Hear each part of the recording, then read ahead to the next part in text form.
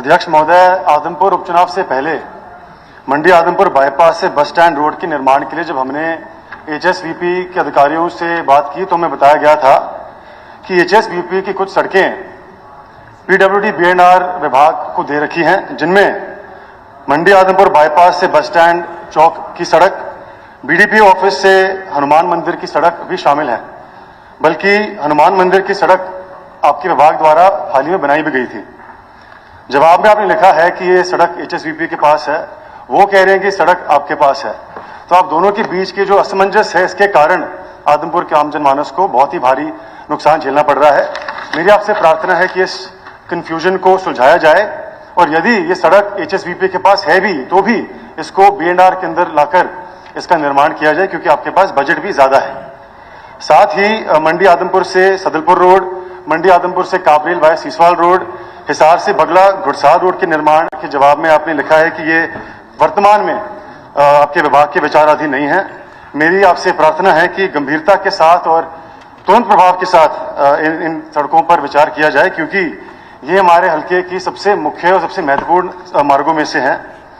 यदि मैं कहूं कि ये जो तीनों सड़कें हैं ये आदमपुर हल्के के 80% गांवों को मंडी आदमपुर से जोड़ते हैं तो शायद गलत नहीं होगा।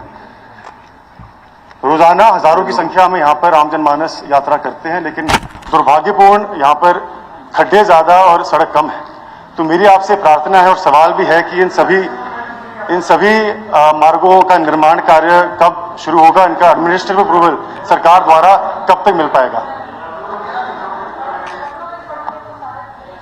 अध्यक्ष महोदय, माननीय सदस्य ने जो बात रखी है कि एक कॉन्फ्लिक्ट है कि एचएसवीपी या पीडब्ल्यूडी ओनरशिप किसकी है, ये क्लियर हो कि ओनरशिप एचएसवीपी की है।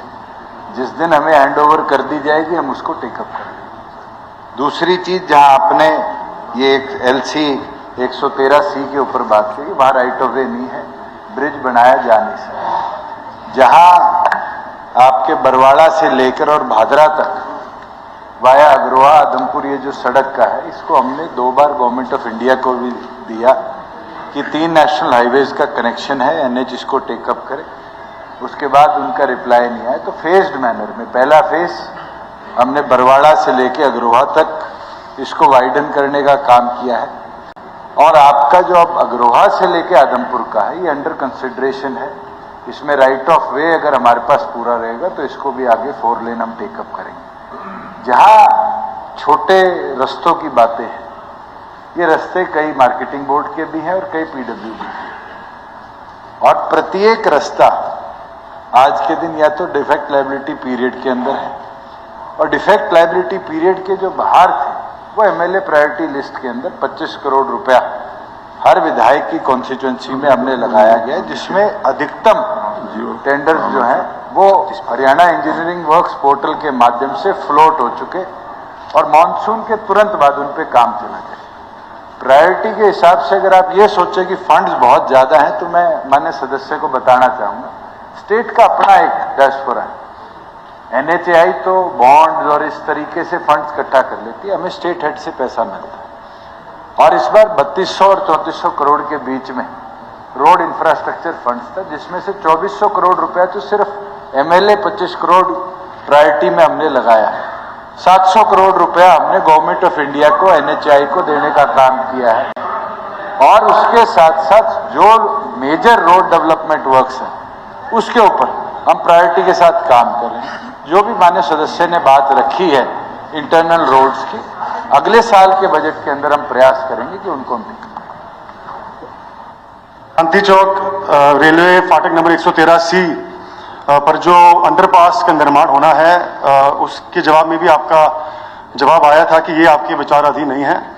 अध्यक्ष महोदय, मैं आपके माध्यम से सदन के संज्ञान में लाना चाहता हूं कि फाटक के एक तरफ एफजीएम कॉलेज, आईटीआई, पॉलिटेक्निक के साथ साथ अनेकों ऐसे आदमपुर के एजुकेशन इंस्टीट्यूशंस हैं जिनके कारण रोजाना 5000 से ज्यादा छात्र छात्राएं इन पर यात्रा करते हैं।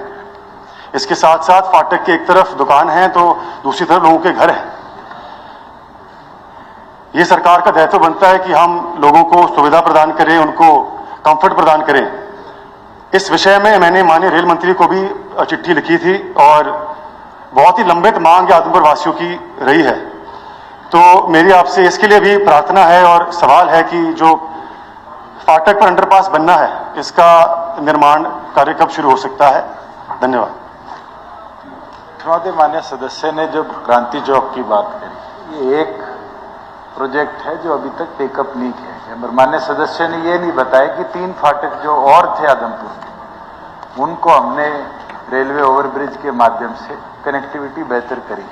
और क्रांति चौक से मेरे ख्याल से 100 मीटर दूर ही रेलवे ओवरब्रिज कंस्ट्रक्ट हुआ है, जिसकी वायबिलिटी बहुत अच्छी है, क्योंकि वहाँ लैंड हमारे पास थी, काम चल रहा है, 80% के लगभग काम कंप्लीट भी हो गया। और मैं ये मानता हूँ कि बाय दिसंबर उसको पूरी तरह फंक्शनल कर दिया जाएगा। जो आप कह रहे हैं कि दुकानें हैं, मोटरेबिलिटी है, कॉलेजेस हैं, 100 मीटर की डाइवर्जन के बाद फिर आने वाले समय में ये दिक्कत आदमपुर को नहीं रहेगी।